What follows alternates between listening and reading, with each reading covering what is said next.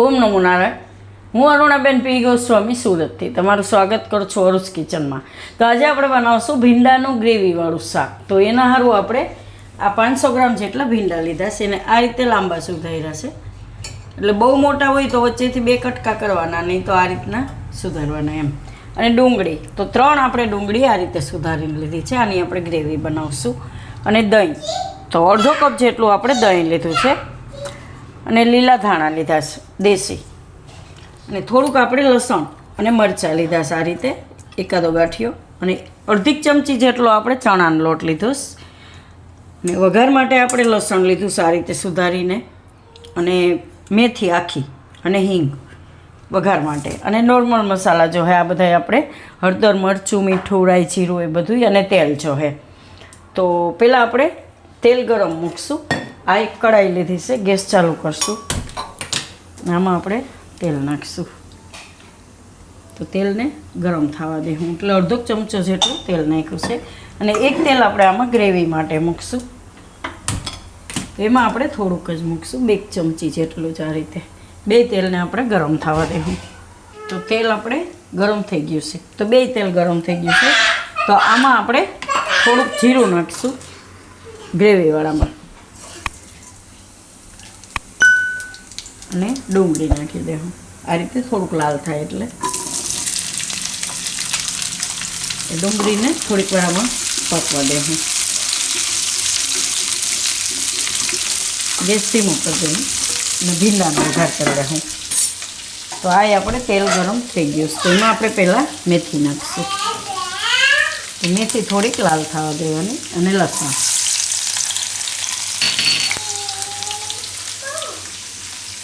અને હિંગ. તો આમાં આપણે હવે ભીંડો નાખી દઈશું.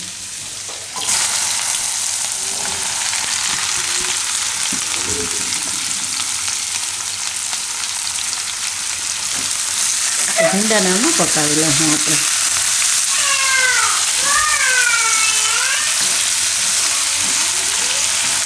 ને ભીંડાના માપનું મીઠું અને થોડીક હળદર. અને વચ્ચે વચ્ચે હલાવતા રહીને પકાવી લઈને ચીકાશ બળે એવો ભીંડો થઈ જાય ત્યાં સુધી.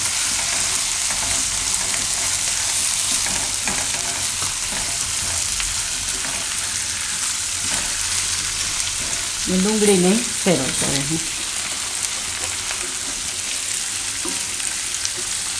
ડુંગળીમાં નાખી દઉં આપણે લસણ અને મરચાં. આને પકાવી લેવું બેયને.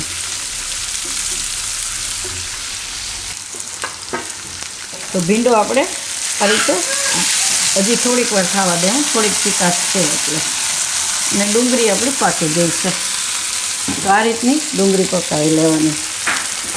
હવે આ ડુંગળીમાં આપણે નાખી દેવું ચણાનો લોટ. તો ભેગું શેકાઈ જાય એમ. થોડીક વાર ફેરવી લેવું આમાં આપણે. આ રીતે ગરમ ગરમ હશે એટલે તેલમાં શેકાઈ જાય લોટ આપણે.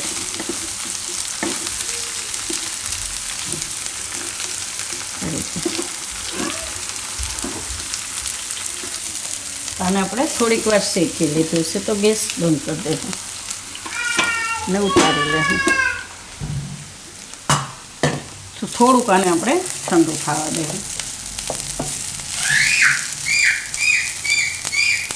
તો બીજી ડીશમાં કાઢી લેવું આપણે એટલે ફટાફટ ઠંડુ થઈ જાય.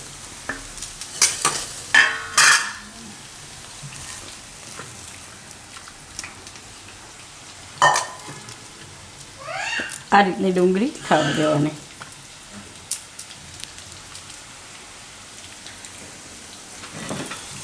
ને ભીંડો આપણે હવે સરસ પાકી ગયો છે ને ચીકાશ બધી બળી ગઈ છે. તો આ રીતે હળવે હળવે ભીંડો ફેરવવાનો એટલે ભીંડો ભાંગશે નહીં. આ રીતનો આખો જ રહે એમ. આ રીતનો જ રહે. એકદમ સરસ પાકી ગયો છે ભીંડો. ગેસ બંધ કરી દેવાનો.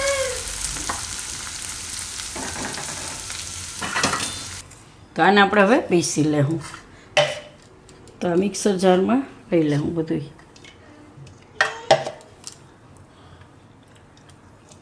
એના ભેગું દહીં નાખી દેવું.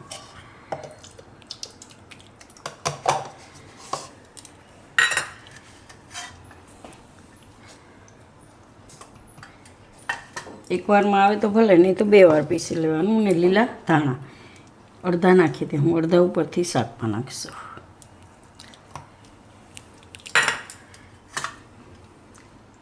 આ બધું આપણે પીસી લેવું.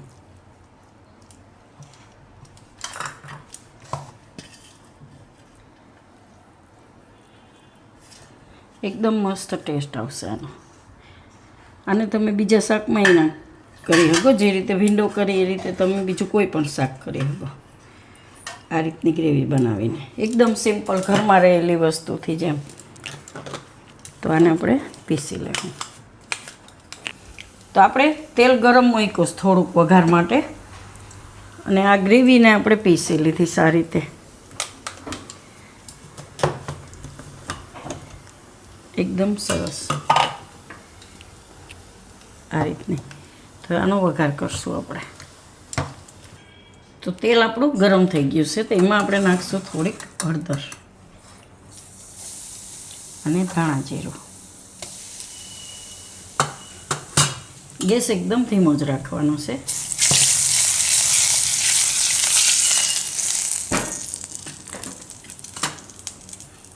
અને લાલ મરચું અને કાશ્મીરી મરચું, પછી મિક્સ કરીને તરત ગ્રેવી.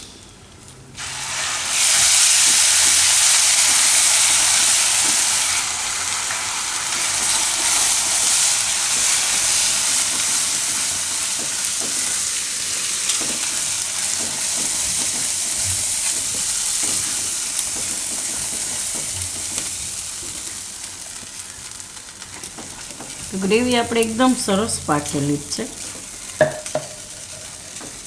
અને આપણે થોડુંક પાણી નાખીશું એમાં, આમાં નાખીને. એટલે બધી ગ્રેવી આવી છે. તો ગ્રેવી તમારે જેવી ઘાટી પાતળી કરવી એ પ્રમાણે તમે એમાં પાણી નાખી શકો એમ.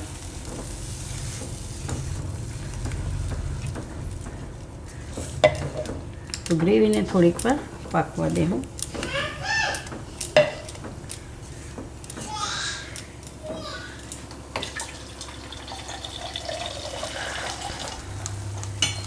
થોડુંક બેસન નાખ્યું છે એટલે એકદમ ગ્રેવી ઘાટી થાય સરસ.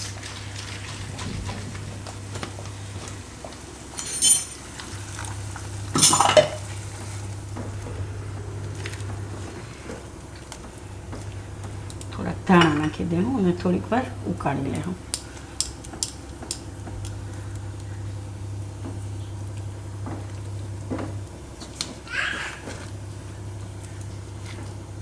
મીઠું ટેસ્ટ કરી લેવાનું.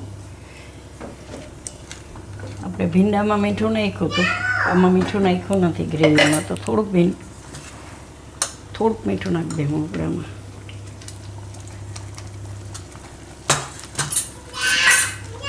અને ઉકળવા દે.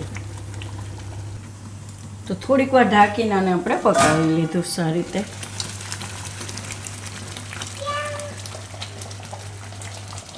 પાણી એનું ઉડે એટલે થોડીક ઢાંકી દેવું પડે.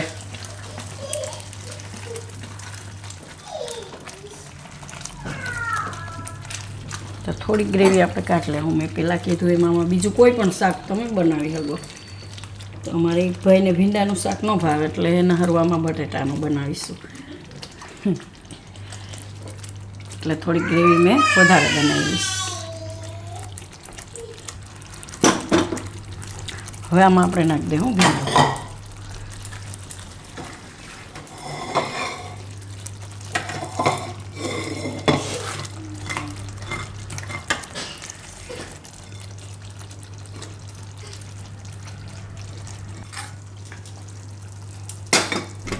તો આની ગ્રેવીમાં મિક્સ કરી લઉં ભીંડાને. થોડીક વાર ગ્રેવીમાં થવા દે, ઢાંકીને રહેવા દે હું થોડીક વાર.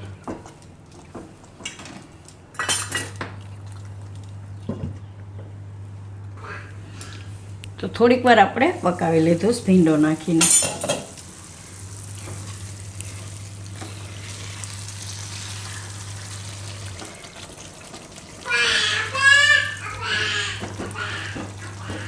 થોડાક ધાણા નાખીએ હજી.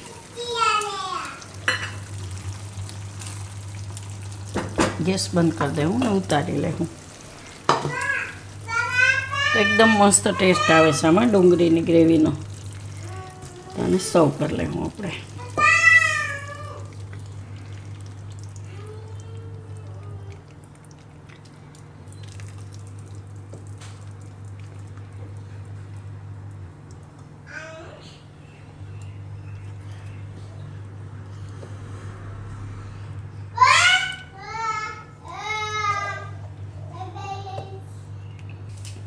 તો તૈયાર છે આપણું ભીંડાનું ગ્રેવીવાળું શાક.